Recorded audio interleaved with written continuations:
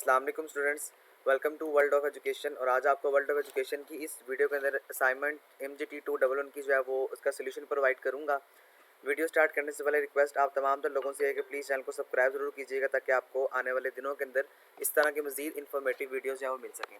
Question number देखिए 1 है हमारा, वो आपको ये तमाम द थ्योरी जो है वो मैं आपको पढ़ के नहीं सुनाऊंगा, इसका एक मेन इंट्रोडक्शन आपको बताने जा रहा हूँ ताकि आपका जो सारा जो कंसंट्रेशन है वो मैं आप लोग का जो असाइनमेंट का सोल्यूशन है उसकी तरफ जो है वो दिलवा सकूँ या उसकी तरफ हमारा ज़्यादा कंसंट्रेशन होगा। वो कहते हैं जी सेक्रेसी के बारे में आपने लिखना है। सेक्रेसी हम कहते हैं राजदारी को, यानी राज को। होता ये है कि जब हमारे पास एक बिजनेसमैन बिजनेस चला रहा होता है तो जब उसका बिजनेस बहुत ज़्यादा एक्सपैंड हो जाता है तो वो क्या करता है, एक पार्टनर को अपने साथ जो है वो कर लेता है या पार्टनरशिप के ऊपर बिजनेस को ले आता है। ये बात याद रखिएगा, पार्टनरशिप का मतलब होता है दो या दो से ज़्यादा बंदे एक बिजनेस को रन करते हैं, जबकि सोल पर पार्टनरशिप का मतलब ये होता है कि मेरे पास सिर्फ मैं ही बंदा हूँ या मैं ही अकेला बंदा हूँ जो अपना बिजनेस रन कर रहा हूँ। लाइक शॉपकीपर जो होता है तो वो एक ही बंदा होता है, वही बिजनेस चला रहा होता है। अब यहाँ पे क्वेश्चन क्या है जी, इसने इतनी सी बात बताने के बाद आपको क्या है कि अब आप मुझे ये बता दें कि वाई इज सेक्रेसी, यानी क्यों राजदारी इंपॉर्टेंट है किसी भी तरह के बिजनेस के लिए। फर्स्ट ऑफ ऑल दो बिजनेस की टाइप्स होती हैं। एक होता है जनाब सोल पर पार्टनरशिप, यहाँ जहाँ पर अकेला बंदा बिजनेस को चला रहा होता है, और एक बड़ी बड़ी कंपनीज होती हैं जो कि जो पार्टनरशिप के ऊपर काम कर रही होती हैं। यानी दो टाइप्स होती हैं बिजनेस की। अब इन दोनों के लिए हमारे पास सेक्रेसी राजदारी ज़रूरी है। क्यों ज़रूरी है उसका आपने वजह बतानी है कि ये क्यों ज़रूरी है। और दूसरा आपने ये बताना है कि अगर कंपनी जो है वो क्या करती है, इसमें ना एक मेजर डिसएडवांटेज है कि अगर कंपनी किसी भी पार्टनर को अपने साथ मिलाती है तो क्या उसको मिलाना चाहिए या नहीं मिलाना चाहिए। असल में क्वेश्चन आपका ये था कि अगर मेरे पास जो है एक पार्टनरशिप में अगर रखता हूँ तो क्या उस पार्टनर को रखने के बाद मेरी जो कंपनी है उसकी राजदारी डिस्टर्ब तो नहीं हो जाएगी, उसकी राजदारी ख़त्म तो नहीं हो जाएगी, उसकी राजदारी में कोई ना कोई मसला तो नहीं आएगा। अगर आएगा तो इसकी वजह पे आपने बताना है कि मुझे क्या पार्टनर रखना चाहिए अपने साथ या नहीं रखना चाहिए। तो आपने जो जस्टिफाई करना है जी आंसर प्रॉपर रीजंस देकर।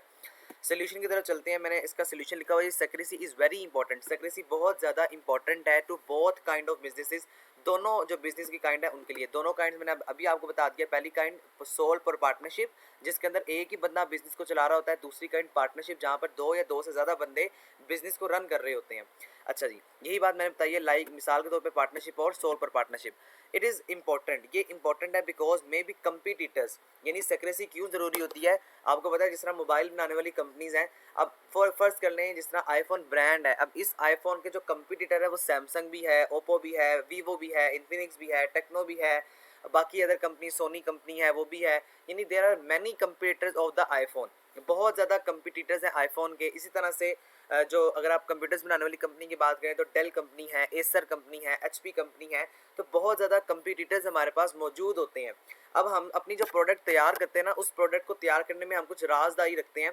तो अगर वो हमारे कंपटीटर को पता लग जाए कि हाँ भी ये बंदा या फलां कंपनी का ओनर इस तरह से अपनी प्रोडक्ट को तैयार करता है, तो वो तमाम तरह वो रूल्स अप्लाई करना स्टार्ट कर देगा। यही बात मैंने आपको यहाँ पर लिख के बताई हुई है कि इफ़ द कंपटीटर नो, अगर जो कंपटीटर है उसको ये पता लग जाए कि तमाम तर प्रोडक्ट चाहे सेल कैसे करनी है, कुछ मार्केटिंग के असूल होते हैं, उस असूल के मुताबिक हम चल रहे हैं, और तमाम टेक्निक्स अगर मेरे कंपटीटर को पता लग जाए, देन क्या होगा, मेरे कंपटीटर तमाम तर वो पाथ को फॉलो करेगा, उन रास्तों को फॉलो करेगा। उसके बाद हमारा अगर कंपटीटर ये काम तमाम तर काम करता है जो हम करते हैं अपनी प्रोडक्ट को सेल करने के लिए, तो इसका नुकसान ये है consumer also interest the competitor product.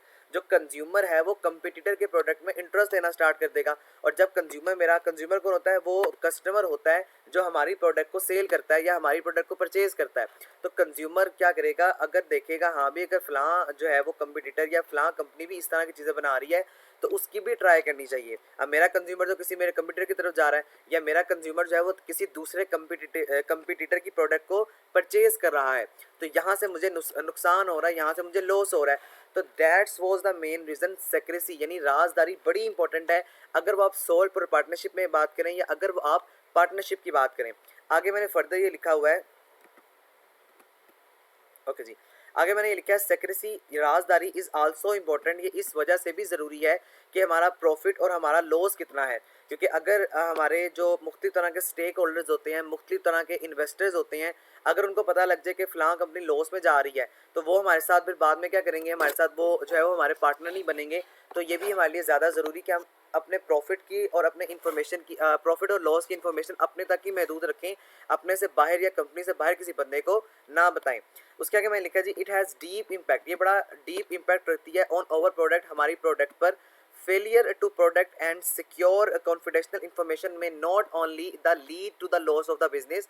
अगर मेरा जो प्रोडक्ट है या मेरी अगर जो इन्फॉर्मेशन है वो लीक हो जाती है तो सबसे ज़्यादा नुकसान मेरे बिज़नेस को ये होगा कि मैं अपने कस्टमर्स को, अपने कंज्यूमर्स को लॉस कर दूंगा, ख़त्म कर दूंगा, और वो आहिस्ता आहिस्ता रफ्ता रफ्ता जो कंपटीटर है उसकी तरफ जाना स्टार्ट कर देंगे। इसके आगे मैं लिखा जी, अ की एलिमेंट, जो की एलिमेंट है कॉन्फिडेंशली इट हेल्प बिल्ड ट्रस्ट, यानी कि मुझे ट्रस्ट डेवलप करना है। ट्रस्ट कैसे डेवलप करना है, मेरा जो भी पार्टनर है या मेरा जो भी एम्प्लॉय है उस पर उसके साथ मुझे कंपनी के साथ ऐसा रिलेशनशिप क्रिएट करना है, अगर मैं ऑनर हूँ, जिसकी वजह से क्या हो कि अगर मैं जो है वो अगर मैं ये काम करूं तो इस काम को करने के बाद मेरा एम्प्लॉय जो है वो किसी भी बाहर वाले बंदे को जाके किसी भी सेक्रेसी को ना बता दे, या किसी भी सेक्रेसी को जाके डिस्टर्ब ना करे, या मेरी सेक्रेसी बाहर वाले बंदे को जाके ना बताए। अच्छा जी, आगे देखिए, ये बात मैंने आपको बताई हुई है। सेकेंडली, इन सोल पर पार्टनरशिप, जो सोल पर पार्टनरशिप है ना, सोल पर पार्टनरशिप से क्या मुराद है, अगर अकेला बंदा अपना बिजनेस रन कर रहा है उसके अंदर इट इज़ ईजी, ये मेरे पास आसान होता है कि हम मेंटेन करें सेक्रेसी को, वाइल जबकि in partnership it is difficult, partnership में थोड़ा सा मुश्किल होता है। क्यों मुश्किलात आती हैं? क्योंकि हमारे पास जो हमारा पार्टनर होता है, मे भी कंपटीटर उसको ख़रीद ले, यानी कि अगर मेरा पार्टनर है वो मुझसे भी जो है, अगर मेरी कंपनी है तो मेरा पार्टनर मुझसे भी अपना प्रॉफिट जो है वो ले रहा है, या मुझसे भी अपना प्रॉफिट लेता जा रहा है, और जबकि वो दूसरा मेरी राजदारी को मेरे कंपटीटर के सामने बयान करके उससे पैसे ले रहा है। तो दिस मीन्स कि थोड़ा सा मुश्किल है, थोड़ा सा ये बिगेस्ट एक डिसएडवांटेज है, और थोड़ा सा कॉम्प्लिकेटेड है कि मैं अपनी सेक्रेसी को पार्टनरशिप के अंदर जो है वो मेंटेन करूं। लेकिन अगर आप मेंटेन करना चाहते हैं, करते भी हैं लोग, तो इसमें आपको एफर्ट ज़्यादा करनी पड़ती है। सो अब हमें करना क्या है जी, we strictly develop the rules, हमने ऐसे रूल्स को डेवलप करना है और अपने पार्टनर को बताना है ताकि वो हमारे किसी तरह के भी सेक्रेसी को लीक ना करे, किसी तरह की भी सेक्रेसी को ज़ाया ना करे या बताए ना किसी को भी।